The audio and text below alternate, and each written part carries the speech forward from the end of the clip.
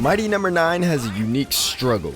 It was proposed to Kickstarter backers as a Mega Man game without actually calling it Mega Man, but as development continued, it became a game that simply captured the spirit of Mega Man.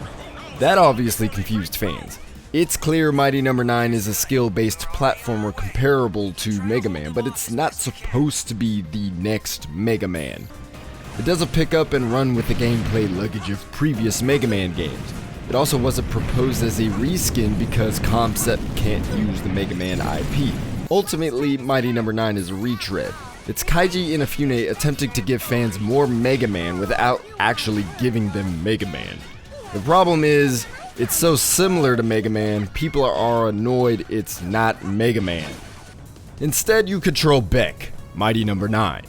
He is the only robot that has avoided a virus that corrupted a civilization of robots and every other Mighty Number. You're tasked with saving the other Mighty Numbers, get to the root of the problem, and save the day. It's hard to invest yourself in the story. It's an unconvincing attempt to provide context for a game that could stand alone with just gameplay. Mighty Numbers 1 through 8 have familiar Japanese tunes to their personalities, but most didn't express themselves enough for me to connect with them.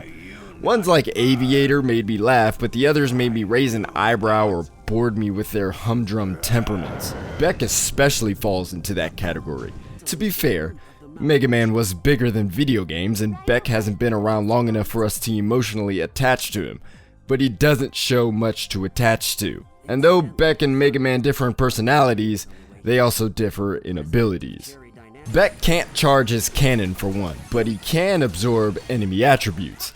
Beck has a dash move called Accelerate, and when an enemy takes enough damage, you can use Accelerate and absorb Excel of other robots. Their Excel sometimes adds abilities to your cannon. These abilities are temporary, but they stack, so you don't have to worry about losing them as you pierce your body through enemies. You also have to use Accelerate against bosses in order to inflict permanent damage, and that can be particularly challenging. Beck can also use the powers of other Mighty Numbers and switch them on the fly. You could designate up to 3 powers to different buttons. I wish you could add more than 3 because it gets tricky scrolling through the abilities while you're playing. But that is part of the challenge of Mighty Number 9, and Mighty Number 9 embraces challenge like a grandmother hugging her grandchildren. I'm reminded of early 90s platformers. You need nimble fingers, you need patience. Trial and error is important and necessary as well. As a side-scroller, there are a lot of blind spots, so you can be on a roll, but all of a sudden you hit an electric field that kills you. It can make your mouth drop. You have a limited number of lives, but the game is gracious with checkpoints between lives. But if you lose all of them, you will have to start from the beginning, which can be heartbreaking. Difficulty increases equitably with your skill, but each level also tests your use of those skills. It feels like the level is one step ahead when it's really an unfamiliarity with the nuances of a boss or segment.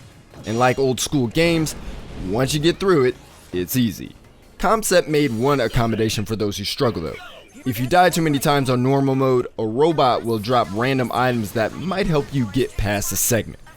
Thankfully, the controls are responsive, so any failure you have is on you, but that also means any success you have is on you, and the explosion of joy after beating a tough segment is extremely satisfying. Mighty Number 9 also comes with offline and online challenges.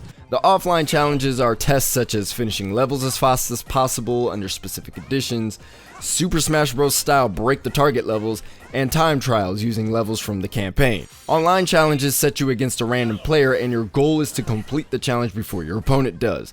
There's also a co-op challenge mode where one person controls Beck and the other controls Call, who is another character that is not a Mighty Number. This mode reminds me of Sonic 2 because if Beck gets too far ahead of Call, she goes into catch-up mode, and that doesn't sound too appealing. The online wasn't available to test while I was reviewing it, but that is the gist of how online works. My only complaint about Mighty Number 9 is the graphics and performance. We remember the trailer with the pizza explosions, and if you haven't seen it, YouTube it. Unfortunately, explosions still look like pizza. Thankfully, your eyes are so focused on the movement and action that you'll rarely notice it. Overall, the graphics aren't attractive, and it's hard to tell if that's by design or in spirit of old Mega Man games. If it's the latter, It doesn't look deliberate. The colors do pop, however, and the game would look considerably worse if it weren't for that. Also, animations like body movement lack charisma, and the voice acting lacks energy. The frame rate is choppy as well. It mostly stayed around 45 to 50 frames per second, but when it hit 60, it was lovely. Sadly, it wouldn't stay.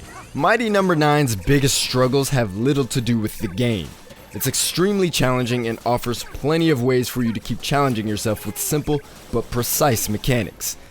It would be nice if it looked better and the frame rate stayed at 60 consistently, but those problems don't hurt what Mighty No. 9 is trying to do. What hurts Mighty No. 9 is that it's not Mega Man. So if you want Mega Man, keep playing Mega Man. If you want a game in the spirit of Mega Man though, Mighty No. 9 will definitely satisfy that desire.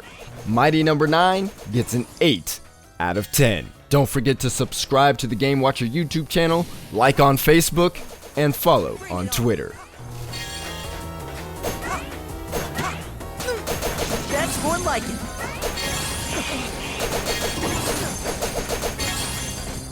I need...